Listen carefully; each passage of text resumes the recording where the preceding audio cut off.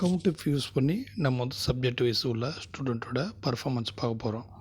எத்தனை பேர் pass fail அப்படிங்கிறதுனால.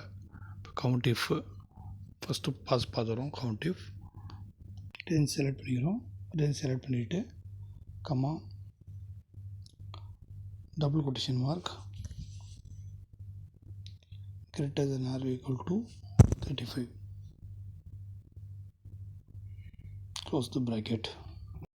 அதே மாதிரி ஃபெயில் எத்தனை பேர் பார்க்கறதுக்காண்டி equal to count if bracket range select பண்ணிக்கிறோம். அதே மாதிரி கம்மா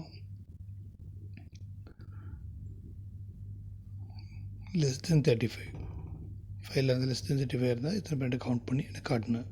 கவுண்டிஃபோட ஃபங்க்ஷன் நம்ம ரேஞ்ச் வந்து கவுண்ட் பண்ணி காட்டும். மார்க்கு சேஞ்ச் ஆகும்போது ரிசல்ட்டும் ஆட்டோமேட்டிக்காக சேஞ்ச் ஆகிடும். ட்ராக் பண்ணிட்டு எல்லா சப்ஜெக்டோடையும் பர்ஃபார்மன்ஸும் நம்ம பார்த்துடலாம். அது எந்த சப்ஜெக்டில் எந்த ஸ்டூடெண்ட் எப்படி இருக்காங்கன்ட்டு, எத்தனை ஸ்டூடெண்ட் எப்படி இருக்காங்கன்னு சொல்லிட்டு. அதேமாதிரி கவுண்டிஃப் யூஸ் பண்ணி பாஸ் ஃபெயில் எத்தனை பேர் சொல்லிட்டு பார்க்க வரும்.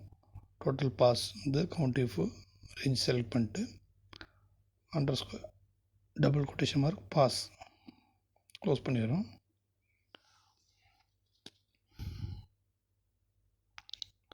அதே மாதிரி ட்ராக் பண்ணிட்டு ஃபெயிலுக்கும் நம்ம வந்துட்டு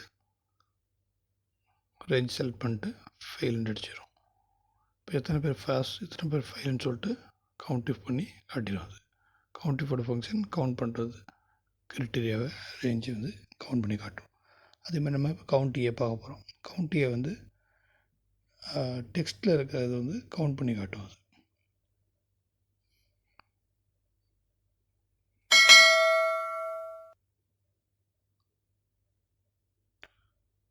செல் லாக் பண்ணிட்டு F4 அடித்து லாக் பண்ணிட்டு நம்ம ரைட் சைட் ட்ராக் பண்ணிட்டோன்னா கரெக்டாக ஸ்டூடெண்ட்டோட நம்பர்ஸ் வந்துடும். Total numbers. Like, comment and subscribe. இது உங்கள் லர்னிங் ஹப் தமிழ்.